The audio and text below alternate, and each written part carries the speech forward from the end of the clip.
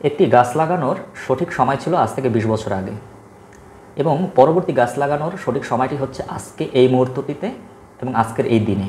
এরকম কিন্তু একটি কথা আমরা হয়তো অনেকে শুনে থাকব। এর মাহাত্ম্যটা কী? এর মাহাত্ম্যটা হচ্ছে জীবনের যে কোনো পর্যায়ে আপনি গিয়ে উপলব্ধি করবেন যে অতীতে যদি এই কাজটি আমি করতাম বা অতীতে যদি এই কাজটি আমি একটু ভালো করে করতাম, হয়তো আমি এখন বর্তমানে সেটা সুফল পেতাম। সেটা হতে পারে আপনার পড়াশোনা, সেটা হতে পারে আপনার ভালো চাকরি, সেটা হতে পারে আপনার শরীর স্বাস্থ্য, সেটা হতে পারে আপনার আর্থিক স্বাধীনতার বিষয়ে।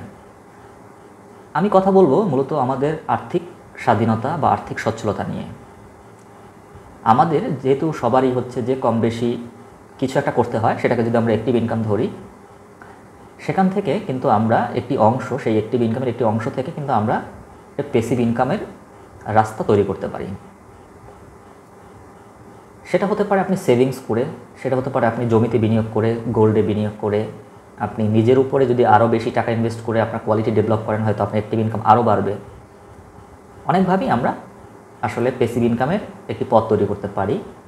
এর ভিতরে সবচেয়ে যেটাকে বলা হয় সবচেয়ে উত্তম, সবচেয়ে রিকগনাইজড এবং প্রুভেন একটি কৌশল বা পদ্ধতি, সেটা হচ্ছে ইনভেস্টিং করা, এবং সেই ইনভেস্টিংটা শেয়ার মার্কেটে করা। আপনি যদি আজ থেকে 20 বছর আগে বাংলাদেশের স্টক মার্কেট লিস্টেড এমন কিছু স্টক আছে, সেখানে যদি আপনি প্রতি মাসে 10,000 টাকা করে ইনভেস্ট করতেন, আপনি আসলে কিন্তু একটি টাকার গাছ তৈরি করতে পারতেন। শুনতে অনেকটা অবিশ্বাস্য মনে হলো, এটাই কিন্তু সত্যি। আপনি একটা জিনিস চিন্তা করবেন যে স্টক মার্কেট সম্পর্কে যারা নেগেটিভ কথা বলে, তারা কিন্তু আসলে আসল সিনারিওটা দেখতে পায় না। পৃথিবীর প্রতিটা দেশে স্টক মার্কেট আছে, এবং এটা নিয়ে কিন্তু প্রতি মুহূর্তেই মানুষ গবেষণা করছে, এটার উত্তরোত্তর উন্নতি করছে, বিভিন্ন ফর্মুলা বের হচ্ছে, এবং এখান থেকে শত শত মানুষ তাদের ফরচুন ক্রিয়েট করছে, তাদের আর্থিক স্বাধীনতা নিশ্চিত করছে। আপনি যদি একটু পড়াশোনা করেন, খোঁজখবর নেন, আশেপাশে কিন্তু আপনি অনেক উদাহরণ পেয়ে যাবেন। সবচেয়ে বড় উদাহরণ হচ্ছে ওয়ারেন বাফেট, যিনি 11 বছর বয়সে ইনভেস্টিং শুরু করেছিলেন। এটা আমরা অনেকেই জানি, এবং আমাদের দেশেও কিন্তু অনেক মানুষ আছে, হয়তো তারা প্রকাশ্যে আসে না।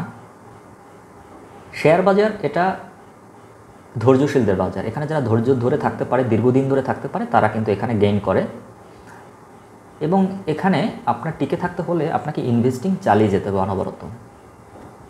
আপনি যদি লাইফের একটি পর্যায়ে চলে আসেন, আপনার বয়স যদি 30-এর পর চলে আসে, কিন্তু আপনি হঠাৎ করে চিন্তা করেন যে আপনার জীবনে তো আসলে অনেক কিছু করা হয়ে ওঠেনি শুধুমাত্র টাকার অভাবে, অনেক দেশ ঘোরা হয়নি, অনেক কিছু দেখা হয়নি, কিন্তু আপনি চাকরি করে আপনার যে সেই চিন্তাটা বা সেই স্বপ্নটাকে বাস্তবায়ন করবেন, সেটাও আপনি কোনোভাবে সর্ট আউট করতে পারছেন না, যেটা সম্ভব না। আমার যে চাকরি দিয়ে আমি 1 কোটি টাকা বানাবো জমিয়ে জমিয়ে, তারপর আমি বিশ্ব ভ্রমণ করব, এরকম অনেক স্বপ্ন আমাদের থাকে। তো এটা সম্ভব, কিন্তু আপনি যদি আজকে থেকে ইনভেস্টিং শুরু করেন শেয়ার বাজারে, হয়তো 2-1 বছরে কিছু হবে না, 5 বছরে কিছু হবে না। আপনি যদি এখানে ইনভেস্টেড অবস্থায় থাকেন 10 থেকে 15 বছর, তখন কিন্তু আপনি বিশাল পরিমাণের একটি পোর্টফোলিও সাইজ তৈরি করতে পারবেন। এবং আপনার এই যে পোর্টফোলিও, আপনি 15 বছর পরে যদি এখানে আর কোনো ইনভেস্টমেন্ট নাও করে থাকেন, এই 15 বছর পরে যদি আপনি এখানে আর কোনো ফার্দার ইনভেস্টমেন্ট নাও করেন, আপনি কিন্তু আপনার যে অ্যাক্টিভ ইনকাম, তার চেয়ে একটি বড় অংশের টাকা কিন্তু আপনি এই পোর্টফোলিও থেকে জেনারেট করতে পারবেন উইদাউট ফার্দার ইনভেস্টিং। এবং আপনি আপনার যে শখগুলো, সেটাও কিন্তু পূরণ করা সম্ভব। আমি আপনাকে হয়তো কোনো দিন হাতে কলমে দেখাবো যে বাংলাদেশে কিছু ব্যাংকিং স্টক আছে, এগুলো এখন এত বেশি আন্ডার ভ্যালুড অবস্থায় আছে, এগুলো যদি আপনি প্রতি মাসে অল্প অল্প করে কিনতে পারেন, আমি একটি গাইডলাইন দিচ্ছি। আপনি প্রতি মাসে ধরুন 2টি ব্যাংক, একটা হচ্ছে ইস্টার্ন ব্যাংক ইবিএল, আর একটা হচ্ছে সিটি ব্যাংক, দুটি কিন্তু প্রাইস খুব কাছাকাছি, এবং এগুলোর ডিভিডেন্ড খুব ভালো, এরা ক্যাশ ডিভিডেন্ড দেয়, বোনাস ডিভিডেন্ড দেয়। তো প্রতি মাসে আপনি যদি 20,000 টাকা এই ব্যাংক দুটিতে ইনভেস্ট করেন, এবং আপনি কখনো ইনভেস্টমেন্ট বন্ধ করবেন না, প্রতি বছর যে পরিমাণ তারা ডিভিডেন্ড দিবে, ক্যাশ ডিভিডেন্ড কিংবা বোনাস ডিভিডেন্ড, সেগুলো আপনি রিইনভেস্টমেন্ট করবেন। এখান থেকে আপনি 15 বছরে কোনো পরিমাণে লভ্যাংশ গ্রহণ করবেন না। এবং আপনি যদি এই 20,000 টাকা আপনি প্রতি বছর যদি আপনার সম্ভব হয়, আপনি যদি এখানে 10% করে আপনি ইনক্রিজ করতে পারেন, যে এবছর আপনি 20,000 দিলেন, পরের বছর 10% মানে 22,000 টাকা করে ইনভেস্টমেন্ট করবেন। এরকম 15 বছর ধরে আপনি ইনভেস্টমেন্ট করতে থাকবেন। যেহেতু আপনার বেতনও বাড়তে থাকবে এই সময়টাতে, একটা পর্যায়ে গিয়ে আপনি দেখবেন যে আপনি হঠাৎ করে কোটিপতি হয়ে গেছেন। প্রতিদিন আপনার পোর্টফোলিও চেক করা দরকার নেই, আপনি 5 বছর পর আপনার পোর্টফোলিওটা দেখবেন, আপনি চিন্তা করতে পারবেন না যে আপনি এত টাকা জমিয়ে ফেলেছেন। এটা আপনি ব্যাংকেও জমা করতে পারেন ডিপিএস আকারে, কিন্তু 15 বছরে 20,000 টাকা করে জমিয়ে কখনো আপনি কোটিপতি হওয়া সম্ভব নয়। আর এখানে আমি ক্যালকুলেশন করেছি, আপনাদের হয়তো কোনো দিন দেখাবো। আপনি যদি 20,000 টাকা করে জমা করতে থাকেন, আমি যেভাবে বলেছি, আপনি প্রায় 1.5 কোটি টাকা অর্জন করতে পারবেন এই 15 বছরে। এবং এটা আমি কারেন্ট প্রাইস, তাদের যে বর্তমান প্রাইস মার্কেটে ধরেছি, এবং তারা তো আন্ডার ভ্যালু, তারা যদি তাদের সঠিক মূল্যটা পায় মার্কেটে, সেটা কিন্তু প্রায় অর্ধেকেরও কমে পাওয়া যাচ্ছে। সেটা যদি তারা সঠিক মূল্যে আসে, আপনার কিন্তু এই 1.5 কোটি টাকা 5 কোটি টাকা হয়ে যেতে পারে, খুব সম্ভব। আপনি যদি সেটাকে লিকুইডেট করে আপনি সেই 5 কোটি টাকা ব্যাংকে রেখে আপনি আপনার আর্থিক স্বাধীনতা নিশ্চিত করতে চান, সেটাও সম্ভব। এবং আপনি শেয়ার বাজারে ইনভেস্টেড রেখেও সেটাও সম্ভব। আসলে আমাদের চিন্তা করতে হবে, আমাদের উইজডমটা বাড়াতে হবে, আমাদের পড়াশোনা বাড়াতে হবে।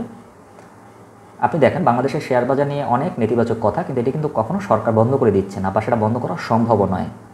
এখানে 16 থেকে 17 লক্ষ মানুষ বিনিয়োগ করে থাকে। তারা যদি কিছু না পেত, তারা কি এখানে বিনিয়োগ করতো? কেউ কারো কষ্টের টাকা কি এখানে ইনভেস্ট করে প্রতিনিয়ত লস করবে আর সে ইনভেস্ট করে যাবে? এটা কখনো হয় না। এখান থেকে অনেক গেইনার হচ্ছে, অনেকে কোটি কোটি টাকা ইনকাম করছে, এবং সেটা আপনার আমার মতো ছাপোষা সাধারণ মানুষই করতে পারছে, যারা একটু চিন্তাভাবনা করে ডিসিপ্লিনড ওয়েতে ইনভেস্টমেন্ট করছে, দীর্ঘ সময় ধরে করছে, তারা কিন্তু এখান থেকে ফরচুন নিয়ে বের হয়ে যেতে পারছে।